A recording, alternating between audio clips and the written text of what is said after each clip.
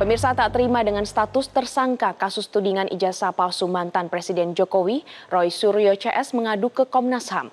Roy Suryo CS merasa penetapan tersangka, pencekalan hingga wajib lapor ke Polda Metro Jaya dianggap sebagai pelanggaran HAM berat. Pasca pelimpahan berkas kasus pencemaran nama baik dan fitnah terkait tudingan ijazah palsu Jokowi ke Kejaksaan, sejumlah upaya baru dilakukan para tersangka kasus ini. Rabu 21 Januari 2026 lalu, para tersangka kasus ijazah Jokowi, yakni Roy Suryo, Rismon Sianipar, dan Dr. Tifa, bertemu dengan Komnas HAM. Di hadapan Komisioner Komnas HAM, Roy Suryo, Rismon Sianipar, dan Dr. Tifa mengatakan merasa dikriminalisasi atas penelitian yang mereka lakukan untuk menguji keaslian ijazah sarjana UGM milik mantan Presiden Jokowi. Kepada Komnas HAM, Roy Suryo mengaku tergerak untuk meneliti ijazah Jokowi atas permintaan Tim Pembela Ulama dan Aktivis atau TPUA. Namun, penelitian itu berujung penetapan dirinya sebagai tersangka atas laporan Jokowi. Imbas status tersangka ini, mantan Menpora itu menganggap terjadi pelanggaran HAM berat karena dirinya dicegah bepergian ke luar negeri dan wajib lapor ke polisi. Informasi kami dulu pernah datang ke sini dan juga menyampaikan, dan tadi Komnas HAM juga menyampaikan kalau dulu sudah bergerak, tetapi ini ada beberapa data baru yang termasuk yang di-highlight adalah ketika status kami naik menjadi tersangka, kemudian kami kena cekal, kemudian kami kena wajib lapor. Itu adalah pelanggaran hak asasi manusia yang luar biasa berat. Ya. Dan kami tadi menyampaikan bahwa ini buktinya, kalau kami itu ketika melakukan penelitian, itu adalah resmi diminta oleh TPUA waktu itu, selaku saksi. Ya, selaku ahli, dan saksi atau ahli itu berdasarkan Undang-Undang Perlindungan Saksi dan Korban itu memang tidak boleh ditersangkakan gitu, apalagi dilakukan pelanggaran hak asasi manusia seperti kami. Narasi diskriminalisasi tersebut dibantah kuasa hukum Jokowi, Rifai Kusumanegara. Menurut Rifai, Roy Suryo CS diduga telah melakukan fitnah dan penghinaan terhadap mantan Presiden Jokowi atas tuduhan ijazah palsu sepanjang Januari hingga April 2025 lalu. Rifai memandang Roy Suryo CS hanya membangun alibi pembebasan sebagai peneliti atau kegiatan akademis setelah dilaporkan Jokowi ke polisi.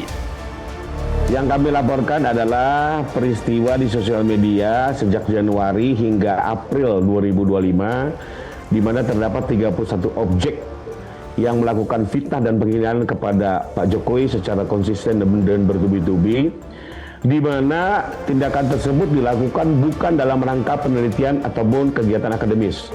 Itu silakan dilihat langsung di dalam link-linknya. Jadi tindakan-tindakan yang dilakukan ini sama sekali tidak ada kaitannya dengan penelitian ataupun kegiatan akademis. Itu faktanya ya. Baru setelah kami laporkan di 30 April, beberapa bulan kemudian mereka merubah strategi mengklaim diri sebagai peneliti. Kami memandang itu sebagai alibi pembelaan yang dibangun yang sebenarnya tidak ada kaitan ya ini dengan penelitian. Sebagai contoh aja kalau kita ikuti dari 31 objek. Bagaimana mungkin sebagai peneliti kalau kata-katanya Nusa Kambangkan Jokowi, asingkan Jokowi, bahkan gantung Jokowi. Apa itu kok kalimat-kalimat penelitian gitu ya. Di samping juga di 31 objek itu tidak ada loh mereka mengklaim sebagai peneliti. Justru setelah kami laporkan sebagai wujud pembelaan mereka membangun alibi sebagai peneliti. Upaya perlawanan atas penetapan Roy Suryo CS sebagai tersangka kasus pencemaran nama baik dan fitnah terkait ijazah Jokowi pekan ini juga dilakukan dengan menghadirkan sejumlah saksi meringankan. Salah satu saksi ahli yang dihadirkan untuk diperiksa penyidik Polda Metro Jaya Selasa 20 Januari 2026 lalu adalah pakar komunikasi politik Henry Subiakto. Sebelum menjalani pemeriksaan, salah satu penyusun Undang-Undang ITE itu blak-blakan memprotes penggunaan Pasal 32, Pasal 35, Pasal 28 Ayat 2, hingga Pasal 27 A UU ITE yang ia nilai tidak tepat. Henry mengatakan UU ITE tidak semestinya dipakai untuk menjerat orang-orang yang berbeda pandangan politik dengan negara atau pemerintah. Henry mengaku terpanggil menjadi saksi meringankan untuk meluruskan tafsir hukum tersebut karena miris melihat Undang-Undang ITE digunakan untuk memidana aktivis atau akademisi yang kritis. Saya hadir karena apa? Jangan sampai Undang-Undang ITE ini dipakai untuk jeratin orang-orang yang berbeda pandangan politiknya dengan negara atau pemerintah. Ini kasus yang sangat jadi perhatian publik aja, pemanfaatan dan penerapannya salah. Selalu undang-undang ITE. Saya sebagai orang yang ikut terlibat dari tahun 2007 sampai tahun 2022 mengurusi persoalan ITE, terpanggil, saya miris saya melihat ketika undang-undang ITE dipakai untuk menjerat para aktivis-aktivis yang kritis. Itu akademisi, itu saya datang di sini. Makanya saya nanti akan menjelaskan kepada aparat, kalau sama orang yang ikut membuat saja nggak percaya, mau sama siapa lagi? Gitu loh.